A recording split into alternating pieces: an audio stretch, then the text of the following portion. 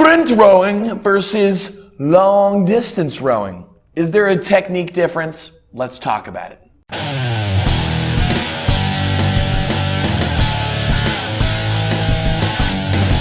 What's up guys, Austin back with another rowing video, and in today's video I want to break down two different styles of rowing, sprint rowing and long distance rowing, and how you can change your technique around to perform at those specific types of efforts. Now first off, let's break down what we consider a sprint and what we consider a long distance effort. Really, I don't like to classify one as one over the other. Unless you're talking like 100 meters, that's always going to be a sprint. But as far as like defining where a sprint ends and a long distance row begins, you want to think of this more as sort of a spectrum when we talk about these technique changes. So when we talk about the spectrum of distances and rowing technique, let's start on the very short end of the spectrum and talk about short distance rowing technique. So when it comes to performing super short sprints like 100 meters, 200 meters, 300, maybe even as close to 500 meters for the very advanced rowers, the technique that we're looking for here is we're looking to see how many strokes we can possibly take in that short amount of distance. Now, we need to break this down a little bit. Think about it. 100 meters is going to be over so quickly, you really don't have time to row as long as possible. You're much better off emphasizing taking as many quick strokes as possible to generate the wattage and get your split per 500 meter as low as possible so you can maximize your performance on that row. So if we're trying to take as many strokes as possible, we have to change around our form just a little bit. And the number one thing to be aware of here is in regards to our feet and keeping your feet planted on the foot plates. By keeping your feet planted on the foot plates when doing these short effort rows, inevitably, it's going to shorten the amount of leg compression that your body gets. But with your feet planted on the foot plates, this is going to allow a quick reaction, a quick jump back with each rowing stroke that you take. So essentially, instead of having a fully compressed rowing stroke, you end up having a stroke that looks more like a 3/4 slide stroke. You're not fully compressed like you would if you were rowing very long, but your heels are planted and you're in a position to generate a lot of quick explosive power with your feet planted. The second component to these short sprinty rows is doing what we call cutting the layback. And this is just referring to how much lean back you get at the finish of each rowing stroke. And this kind of goes back to that concept of trying to take as many strokes as possible in that short distance, in that short amount of time.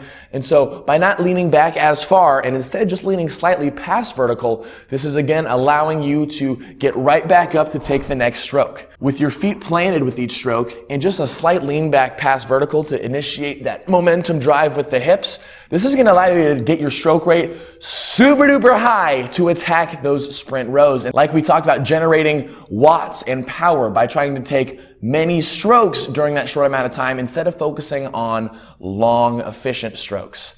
You know, it just doesn't look like good rowing. Unfortunately, sprint rowing, like with the shortest distances out there, just doesn't look like very good rowing, but that's just how you have to manipulate your body and the machine in order to perform that effort. So when we put those two components together for a sprint row, this is what it ends up looking like. Of course, make sure that you are sitting nice and forward, sitting on your junk, on your hips. Your feet are planted, arms are extended out, and from here, you're able to push through explosively through the foot plates, leaning slightly back, coming up, jumping, coming up, jumping. And this is going to allow you to take a lot of strokes in a very short amount of time to attack that distance as fast as possible. Okay, so now we've talked about the short end of the spectrum. Let's take it all the way across to the long end of the spectrum, rowing for super long distances. This is where our technique is going to fall more towards the traditional rowing technique style, where instead of focusing on how many strokes as possible you can take,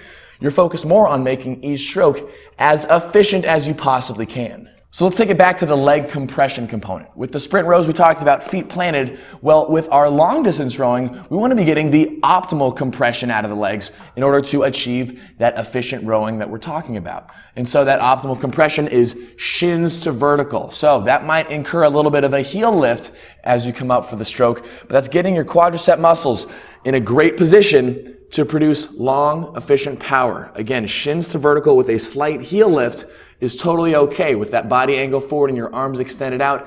This is going to put you in an optimal position for a very efficient rowing stroke. Now, when we talk about long, efficient rowing strokes, the most important thing to be aware of, other than leg compression, is your body swing, because this is where the momentum for each stroke is transferred, and you're able to take long, super efficient strokes by being able to manipulate your trunk, your torso, your body as you take those strokes. And the way I like to think about this is if you took a clock and you thought about the hands on the clock, 11 to 1 o'clock. Give or take a couple hours if you need to. Some people are going to row a little bit more forward with their body, some people a little bit more backwards. But I find that 11 to 1 is the most efficient and safe way for your lower back to transfer your stroke efficiency, transfer your stroke power. So what that ends up looking like is as you sit forward, you're sitting forward at that 11 o'clock position, driving through your legs, swinging through your hips, and leaning back to that 1 o'clock position. Back out with the arms, lean, and then compress back up. You can notice that looks a lot different than the very short, choppy, explosive strokes we were taking for those sprint rows. So if we put that all together, what we get for each rowing stroke, again with the shins to vertical compression and that 11 o'clock lean, that 1 o'clock swing, we get long, strong rowing strokes. Long and strong. And that is going to be essential for maximizing your performance on long distance rowing. So let's take it back to this idea of the spectrum. You know, there shouldn't be any sort of defining moment where you change from sprint row to long distance row. As the distance increases, you should be shifting more away from that short distance technique and more towards the longer efficient rowing strokes.